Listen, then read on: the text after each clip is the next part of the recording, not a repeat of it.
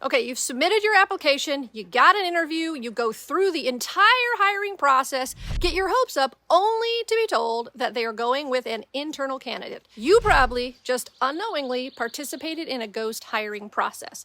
What the fuck, you think? Why the hell did I just go through all that to get my hopes up if they already had an internal candidate? This doesn't seem fair. It might not be, but it happens all the time. Now, my name is Maryann Lombardi. I am a career coach focused on getting you access to the hidden job market and the founder of Find Your Fit. So in today's video, we are going to talk about ghost hiring processes, what they are, why employers do it, and how you know if you're in one. So let's get started. A ghost hiring process is where an employer goes through the motions of conducting a hiring process without actually intending to fill the position with those external candidates. Okay. Instead, the company has already identified a candidate that they want to hire. They could be promoting someone from within the organization or hiring somebody that was recommended to them. They also may have other undisclosed plans for the role, but are just going through the motions of the job search with other motives in mind. Okay. There are a couple of reasons employers do this. One,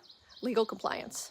In some cases, companies are required by law or some internal policies to follow certain hiring procedures, including posting job openings publicly and conducting interviews with multiple candidates. So engaging in a ghost hiring process allows them to fulfill those requirements while ultimately hiring the predetermined candidate. It creates this illusion of fairness.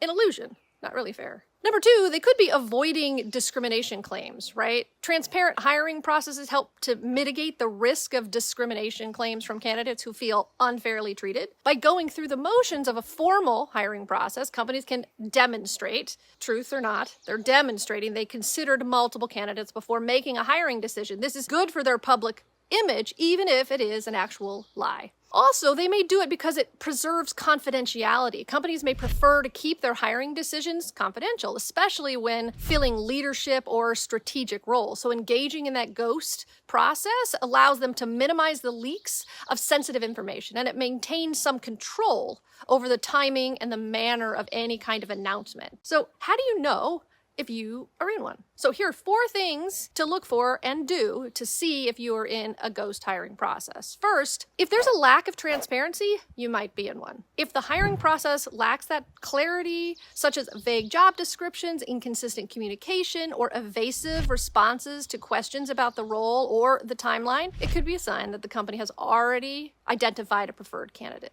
Also, if the process is moving too fast, if it moves like unusually quickly with short interview cycles or immediate offers extended after minimal interaction, it may indicate that the company has already made a decision and is just going through those motions of a formal process. Also, limited interaction. If you notice minimal engagement from hiring managers or interviewers during the process, such as kind of this rushed or superficial interviews, it could suggest that they're just not really genuinely evaluating candidates, but rather just following protocol. Your network is also a great way to find out what's going on with this process, right? Because they may hear rumors or some insider information, and they can help you figure out whether or not you're in one or not.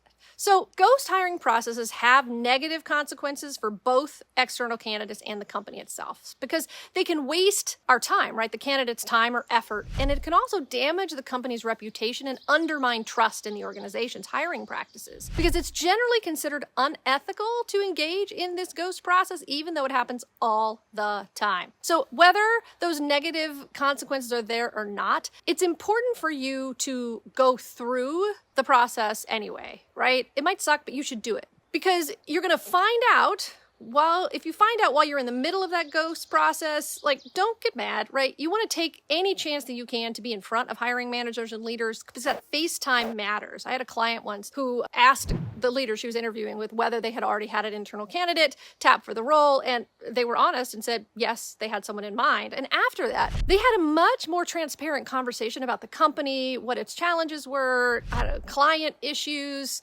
and her expertise turned it into this conversation around networking with the leader, right? And she developed this really great relationship with them, right? So to recap, this ghost hiring thing happens all the time. Companies are going through the motions because they have to. And it may feel like a waste of time for you, but it is never a waste of an opportunity to get in front of company leaders and hiring managers, right? So put your best foot forward no matter what. Ask good questions and use it as an opportunity to expand your network, even if it isn't giving you a job. And maybe next time you're going to be the internal candidate. So thank you for watching. Subscribe to my channel, learn all about how you can land that dream job and much, much more. And I will see you next week.